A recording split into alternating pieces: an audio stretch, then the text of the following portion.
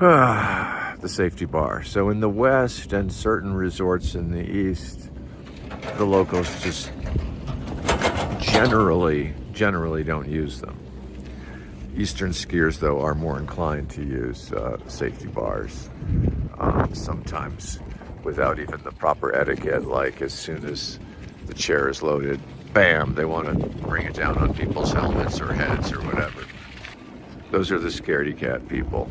They probably should not be driving in the winter, and they shouldn't be skiing because they're so scared. And then there's your brazen live free or die people who just, they eschew the use of the bar.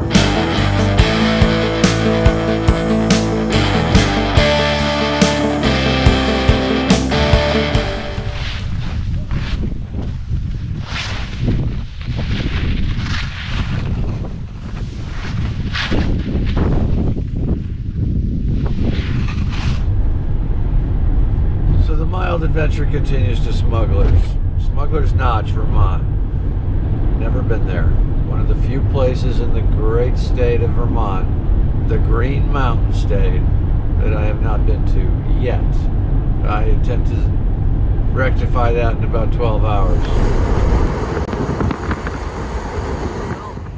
I slept at a park and ride by the side of the road in Cambridge, Vermont, and a few miles from Smuggler's Notch. And I looked it up. It's pretty cheap to ski there. It's like a third of the price of skiing one of those expensive places in New Hampshire or Vermont. Okay, we're getting close to the mountain road. I see ski shops and places to sleep and places to drink. Sounds like we're in the neighborhood. Oh, a covered bridge over there. Cute. Very Vermonty. Okay, I don't like these places that are so confusing. You don't know where the heck to park.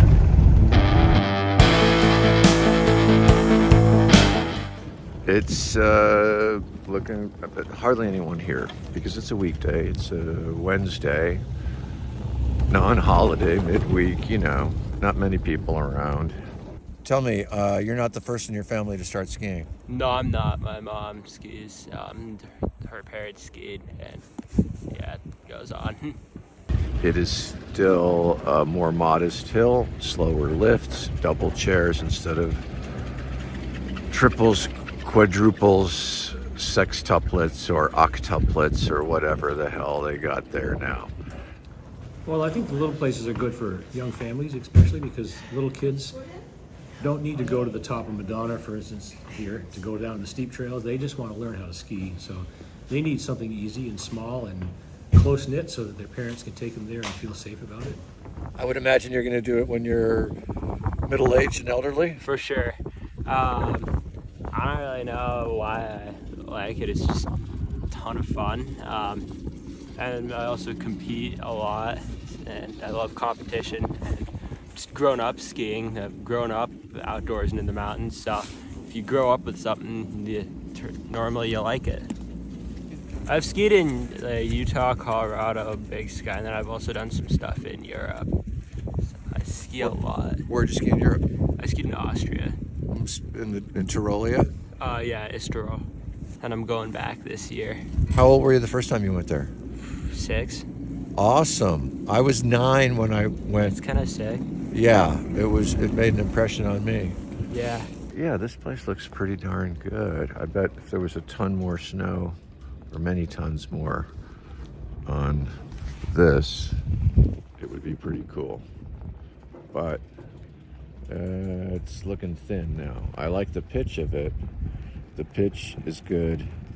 The cover is thin. Challenge that this place has, because this place has a lot of mixed terrain and it isn't just easy stuff. It's intermediate cruisers and quite a lot of good gnarly, but maybe not very long, expert runs, and a lot of woods runs that are interesting.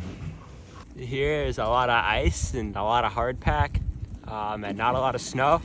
There, it was probably the exact opposite. There was a lot of melted snow, very heavy.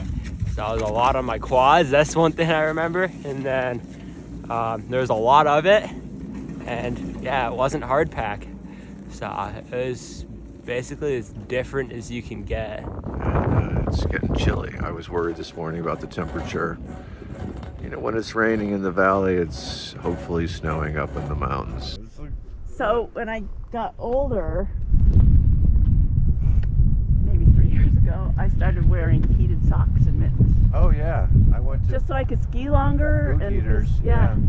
So, you know. Same here. I remember many decades ago when my mom got them, I thought, oh, that's so silly. Well, yeah, my son asked me what I wanted for Christmas, and I said heated mittens, and he goes, Mom, that's ridiculous. And I'm like, he's 23. Yeah, he doesn't get it yet. He doesn't get it. I'm like, no, you don't understand. You asked me what I want. That's what I want. There you go. So get them for me. Racing is not for me. It's an excuse to go skiing though.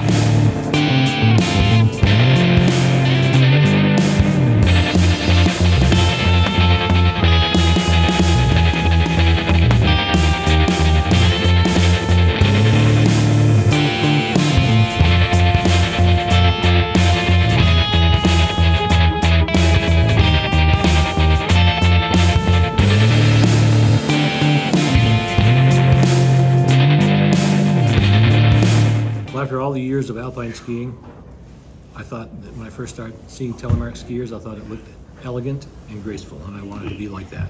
I wanted a different challenge, as opposed to doing the same thing over and over again and not progressing any more than where I was already. And what led you to the whole freeheel telemark thing? Oh, well, friends started changing over boredom with alpine. I felt like I wasn't advancing with alpine, and I don't know, trying something different, and boy, it wasn't easy. I had a lot of black and blue marks on my body, and then it finally clicked, and rode on real skinny skis and leather boots for 13 years before I switched. Terrifying to switch. I was terrified, but once I got off the lift and made my first turn, I was amazed. It's like, yeah, this is awesome. I still have the heart of a tele skier, Yeah. even though and I might get back into it when my knee gets fixed. Your thoughts about ice skating, figure skating? Yeah, ice skating at the Olympic Arena. I think I was living my mother's dream. She was actually living her dream through me, and she wanted me to be a figure skater, and I wanted to be a skier, and I hated figure skating. I was in the arena all summer long, freezing cold. I'd rather ski, and I made that choice when I was 14. I was not a skater, I was a skier.